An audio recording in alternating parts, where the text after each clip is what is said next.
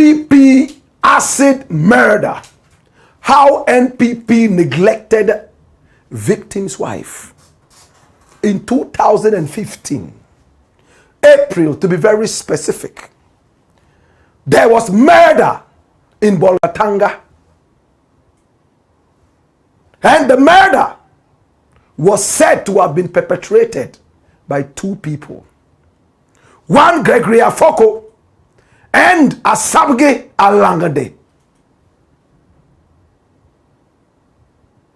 Gregory Afoko was picked up, locked up while the trial was going on.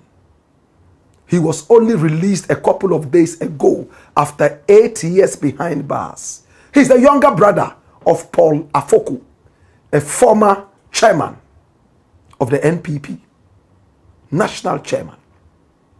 My brother, my sister, who was murdered? One Adams Mahama.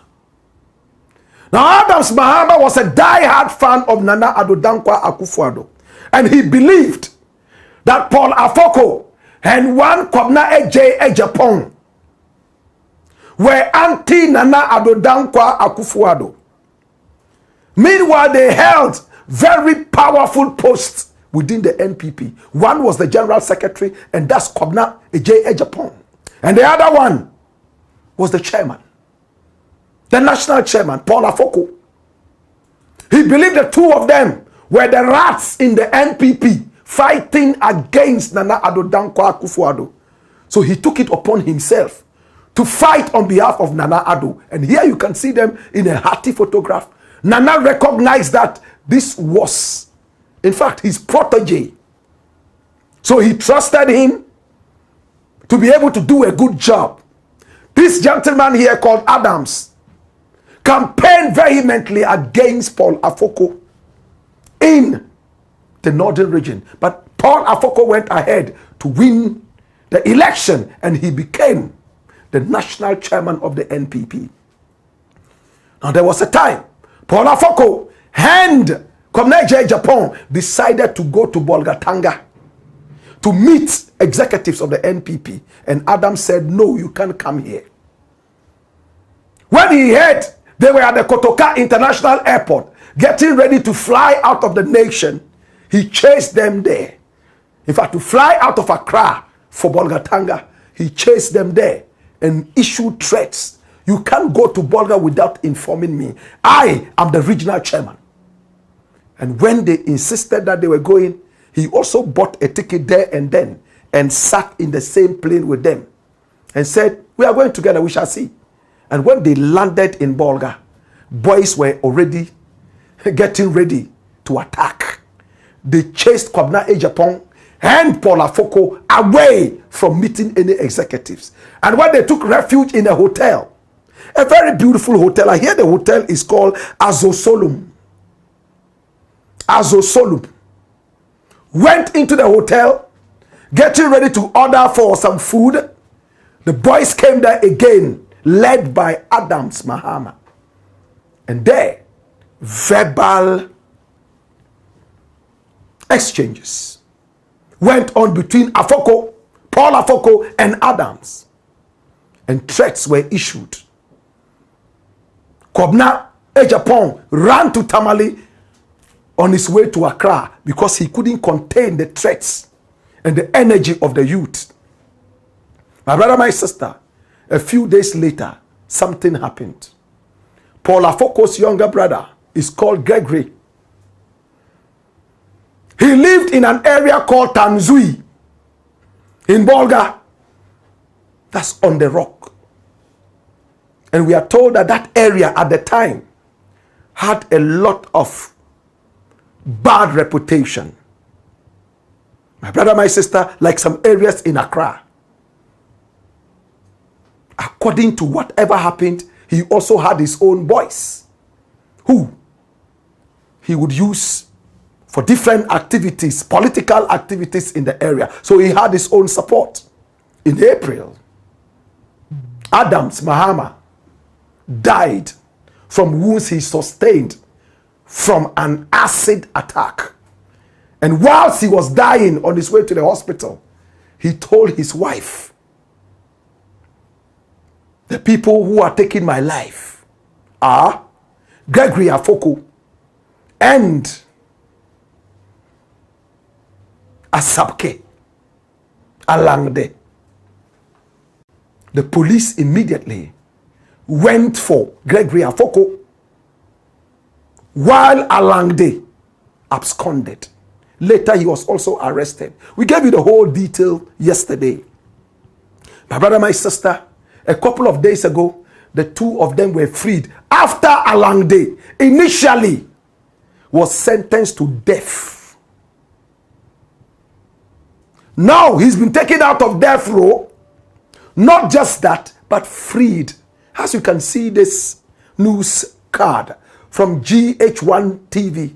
Say, Accra High Court discharges Gregory Afoko and Asabke Alangde over their alleged involvement in an incident that led to the death of MPP's Upper East Regional Chairman, Adams Mahama. And that's Adams Mahama in the middle of the whole thing. They are free. So I decided to place a call to the woman who saw Adams in his very last moments. How the acid bathed him. She herself had acid burns because she didn't know exactly why the husband was melting away and came to hold, and then she testified in court and said a lot of things.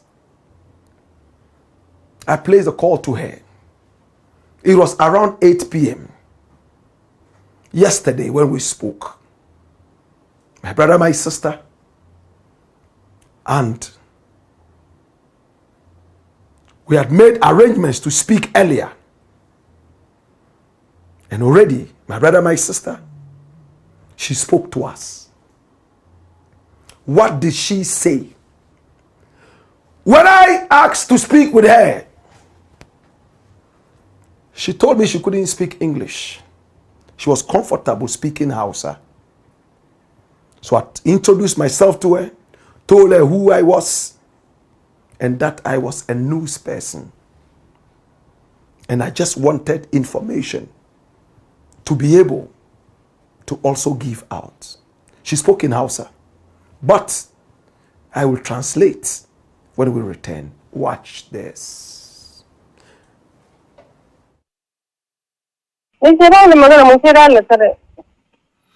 She Allah ko. Allah tare. Ina magana na yi shi kenan da har na yi shi kenan.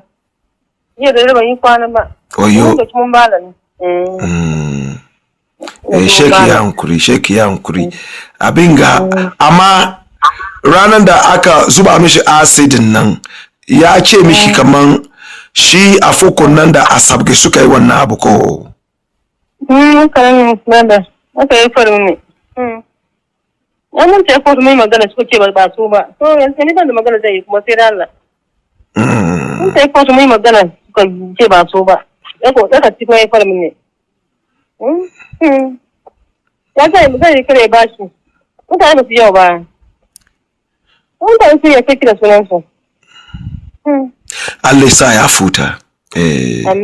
Abinga yaron ku sun kai su nawa ne? Sun kuri ne. Yaron ku fudu. Wace duban yaran nan yanzu?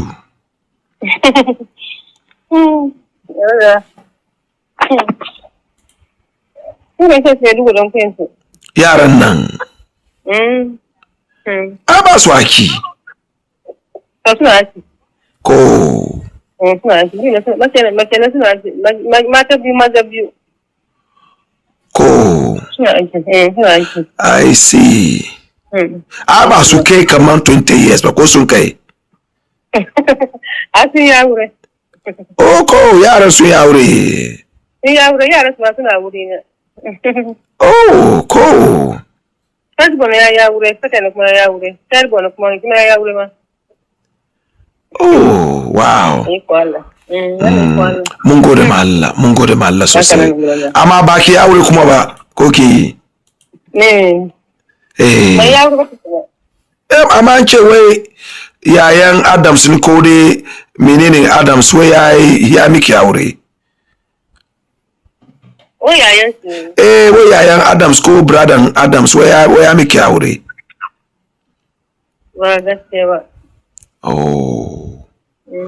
Ko amma baki yaki ko because an ce me wai shefe kina koko ne. Na bar koko na kuma kina zama dai. Na bar koko na ya dare ba. Ba su ba ku komai ba su ba yaran nan komai ba tun mutuwan Adams. Komai ba ku samu ba. Hai su brother, ha ba su ba. Ina kwana ma kenan, ina kwana kenan.